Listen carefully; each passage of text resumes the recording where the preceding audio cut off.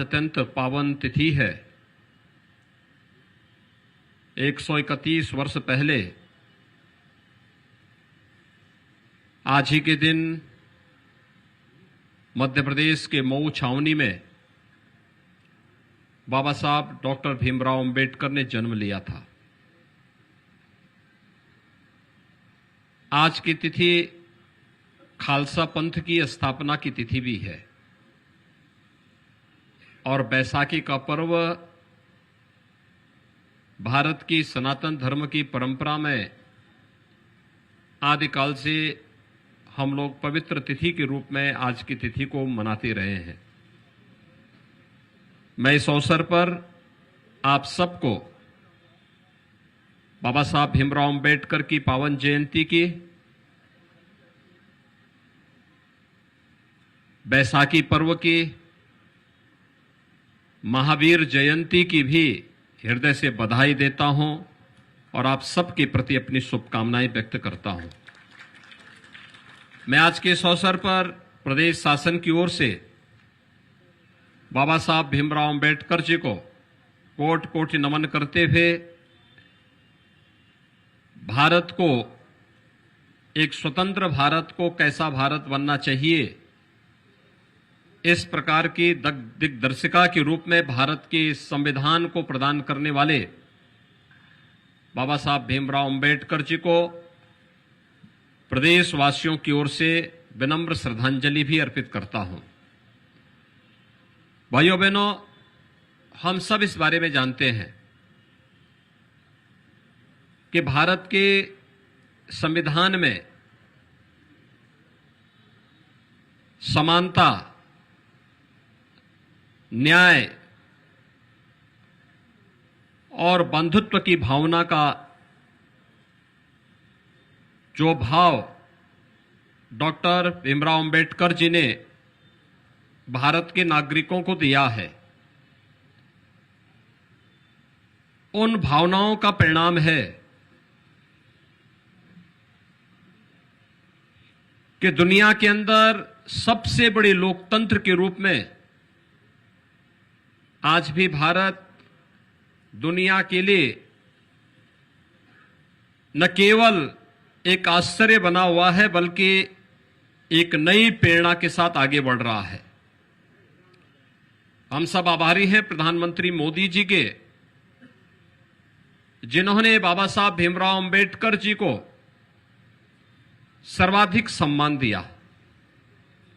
बाबा साहब भीमराव अंबेडकर के पंच तीर्थों की स्थापना मऊ छावनी मध्य प्रदेश में, दीक्षा भूमि नागपुर में, चैत्य भूमि मुंबई में, शिक्षा और जहां से उन्होंने वकालत प्रारंभ की थी, इंग्लैंड के उस भवन को लेकर के, और जहां महापरिनिर्वाण लिया था दिल्ली के उस भवन को भी उनके एक भव्य स्मारक के रूप में भीमराव अंबेडकर सांस्कृतिक केंद्र के, अंतर्राष्ट्रीय सांस्कृतिक केंद्र के रूप में उसे विकसित करके पंचतीर्थ के रूप में बाबा साहब भीमराव अंबेडकर को सम्मान देने का कार्य किया है। यह वर्तमान और भावी पीढ़ी के लिए एक नई प्रेरणा है, एक नया प्रकाश भी है। आदरणीय प्रधानमंत्री जी से प्रेरणा प्राप्त करते हुए सरकार ने अनेक कदम उठाए हैं। खासतौर पर जो चर्चा यहां पर चली, आजादी के बाद पहली बार यह एहसास हुआ कि हर गरीब और हर वंचित को उसके सिर को ढकने के लिए आवास की आवश्यकता है, और अगर वह स्वयं उस प्रकार की स्थिति में नहीं है तो उसे यह सुविधा सरकार स्वयं उपलब्ध करवाने का कार्य करेगी। और आज उसे यह सुविधा उपलब्ध करवाने का कार्य सरकार के स्तर पर प्रारंभ हुआ है। उत्तर प्रदेश के अंदर 43 लाख से अधिक गरीबों को एक एक आवास, प्रधानमंत्री आवास योजना और मुख्यमंत्री आवास योजना में उपलब्ध होना, ये बाबा साहब भीमराव अंबेडकर के ही सपने को साकार करने जैसा है। हर गरीब के पास अपना शौचालय हो, बिना भेदभाव के आज 2 करोड़ 61 लाख से अधिक गरीब परिवारों को एक एक शौचालय उपलब्ध हो जाना, ये बाबा साहब भीमराव अंबेडकर के उस सपने को, जिसमें स्वच्छता का आग्रह तो है ही, लेकिन साथ साथ नारी गरिमा की सुरक्षा की भी इसमें पूरी व्यवस्था की गई है और उसका प्रतिनिधित्व करता है। हर घर में बिजली जले, शिक्षा के नए नए केंद्र स्थापित होना, अनुसूचित जाति जनजाति के नागरिकों के लिए विशेष प्रावधान करते उन्हें जीवन के प्रत्येक क्षेत्र में आगे बढ़ने के लिए एक नया मंच देने के साथ ही उन सभी गरीबों और वंचितों को जिनके आवास कहीं पर बने थे लेकिन उसका पट्टा किन्हीं कारणों से उन्हें उपलब्ध नहीं हो पाया था, उन्हें उजाड़ना नहीं बल्कि उनको बसाने की व्यवस्था वहीं पर हो, उन्हें आवासीय पट्टा वहां पर प्राप्त हो, इसकी व्यवस्था आज सरकार जिस रूप में प्रारंभ की है, यह प्रधानमंत्री मोदी जी की प्रेरणा से बाबा साहब भीमराव अंबेडकर के सपने को साकार करने की एक मुहिम का ही हिस्सा है और उसी के तहत आज हम सब आपके बीच में आए हैं। भाइयों बहनों, हम सबको याद रखना होगा, बाबा साहब भीमराव अंबेडकर ने एक बात कही थी और वो बात उन्होंने कही थी कि अगर जीवन में आगे बढ़ना है तो चुनौतियों से भागना नहीं बल्कि उसका सामना करने से ही हम उस समस्या का समाधान का रास्ता भी निकाल पाएंगे। याद करिए, आज तो काफी परिवर्तन हुआ है, समाज, पूरी व्यवस्था, सरकारें सब आपके साथ में खड़ी होती है, लेकिन एक समय वह कालखंड कैसा रहा होगा